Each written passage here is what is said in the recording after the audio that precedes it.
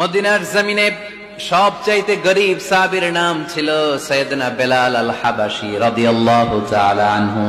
বিশ্বনবীর খাস মুয়াজ্জিন, ইথিওপিয়া থেকে ইসলামের সুশীতল ছোঁয়ায় এসে মদিনায় বিশ্বনবীর হাতে হাত রেখে কালিমা পড়ে মুসলমান হয়েছে। দেখতে ছিল কুচকুচে কালো, কিন্তু হৃদয়টা ছিল সাদা। মদিনার সবচাইতে গরিব সাহাবী। লজ্জাস্থান ঢাকার মতো একটা লুঙ্গি ছিল, এছাড়া আর কিছু ছিল না। শুধু আমাদের লজ্জাস্থান ঢাকার মতো একটা লুঙ্গি আছে, আর কিছু নাই। এরকম কে কে আছেন? হাত তোলেন।